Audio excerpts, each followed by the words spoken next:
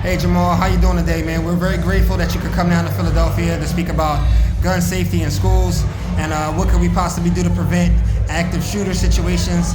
So based off your expertise, what's the name of your company? The name of my company, Aguilar Noor Weapons. Okay. We are a Maryland-based firearms instruction company and specialize in women of color in particular, but I will teach anyone how to safely handle almost anything. Handgun, rifle, shotgun. I'm certified through USCCA for wear and carry, concealed carry in Maryland, and AR-15 home defense. I've also got 13 years in the United States Marine Corps. I got out in 2011, and I really enjoy teaching folks to get over their fears, mostly of firearms. I teach children. I taught my two oldest daughters as young as 11 and 9. So I've got a certain way to help folks kind of crest that mountain, get over that initial fear, and really embrace the responsibility of wearing or bearing arms, maintaining a firearm in their home.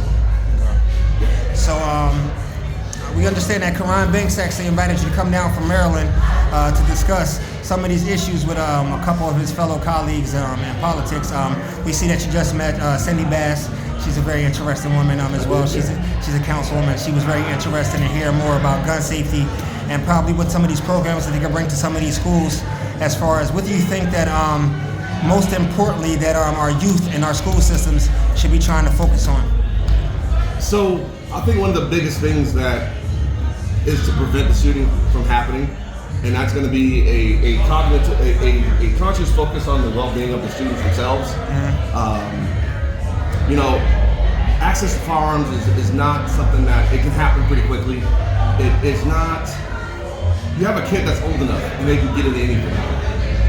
So I think the mental well-being of the child, of the student, is paramount. I understand there's certain restraints that any government body has to abide by when it comes to someone else's ward, right? Someone else's kid. But understanding that the online chatter, understanding that how these children interact with one another, how they interact with staff.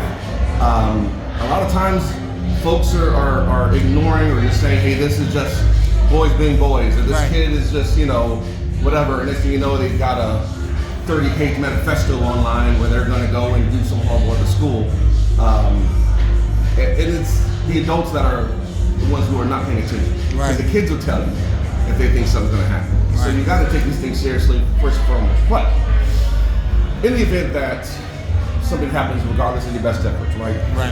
And you unfortunately have some kind of situation like that unfolding, the primary concern for every adult needs to be the safety of those children. Yes. Right? I mean, you don't sign up to be a school administrator to put yourselves in harm's way, but it's kind of part of the social contract as adults that we do. For the children under our charge, that we ensure the next generation gets to make it. So, you get the kids and get them out of the area, and law enforcement, first responders need to be there to address whatever the threat is as quickly as possible. This can be where you're just kind of hiding outside and you're waiting. You got to go.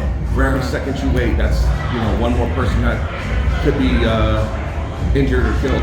So it's going to take school administrators, experts like myself, law enforcement, to come to a realistic understanding and agreement as to what the courses of action need to be in the event that something like that does unfold. You saw tragedy in Uvalde where the cops showed up and didn't really do anything. They were waiting. You saw down in Florida a few years back where they had the lone resource officer who was scared to go in the building. You can't. I see, right, Jamal. The thing is, you're in Pennsylvania, you're in your home state, right? Place where you were born and raised at. And it's like you have a very unique opportunity like today. Like you're actually, it's pretty overwhelming even for me to be asking these questions because we're in Philadelphia City Hall where everything that happens in Philadelphia happens in this city. And every politician in Pennsylvania is here today on the inauguration. So it's like to be able to be here, to be able to speak to each one of these politicians who make laws and decisions together. I mean, bro, it's got to be a little bit overwhelming or maybe not. No, it's really not. So this is my second time coming up to Pennsylvania to speak as far as guns and school safety, things like that. Years back when the Stoneman Douglas shooting happened in Florida, I was asked to come up and speak. I want to say Chester. Yes. And that was a pretty good conversation. There was a state congressman there, a judge was there, and it was enlightening for them to have someone tell them the nakedest truth possible. Right. And I don't think that's something that happens a lot, where the decision makers are getting the unfiltered truth. Everybody wants to run it through some kind of filter to make it seem better or worse, instead of just stating the facts as they are. Right. I relish these opportunities to get to speak with these policymakers, and I really wish I could do it more in my state of Maryland, even though I'm from Pennsylvania, I'm from Philly. I live in Maryland. I wish I could engage our legislators the same way, but I don't get the opportunities there. So if it's Philly, Pennsylvania, so be it. I think that there's a huge portion of my community of instructors that would love to have the opportunity to come and actually have good faith conversations with lawmakers, to go over what the statistics are and the best way to protect everyone's children. Because I got kids, you know, two of them aren't really kids anymore, but I still got one more that's in high school. It's a freshman. I got friends who've got kids still, I have little kids. I've got folks who are just starting their family that work with me, that I consider friends, you know, and I don't want anything terrible to happen to those people or their children or anyone's children. So yeah, it's in my interest to be as altruistic as possible on this and provide the best information possible to lawmakers, but I always want to do so in good faith. Right. And I think coming here today, not only to celebrate my brother's achievements, being an appointed assistant district attorney, but being able to engage these policymakers in a, like I said, good faith, meaningful way, to have the conversations, to answer their questions. You can't say no to that. You got to take advantage of that and have those conversations, because if you let their echo chambers speak with themselves, they're just going to confirm what they already think. So there's never going to be any kind of, not saying opposing viewpoint, but nothing different. Right. So if anybody wanted to reach out to your company, how would they be able to do that? Well, you can go on and look up AgleNorLLC.com, or you can go to a website I built called MDCAFI, MDCAAFI. It's the Maryland Coalition of African American Firearms Instructors. I'm a member of that coalition. A bunch of us, once again, our focus is training people how to handle and keep firearms. But I built that site as well, and there's links to my site from there. I can also be reached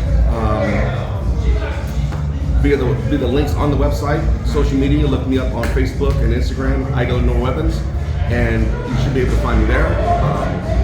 And if you want to speak, ask questions, whatever, I'm more than happy to ask questions and answer questions regarding how I may personally feel about things, how I see things being a veteran, how I see things as a father, how I see things as a taxpayer, however, or as an instructor, what I see most from the students. More than happy to engage in, like I said, good faith conversation. I'm always down. Thank you so very much for your service, man. Appreciate you. Man, thank you.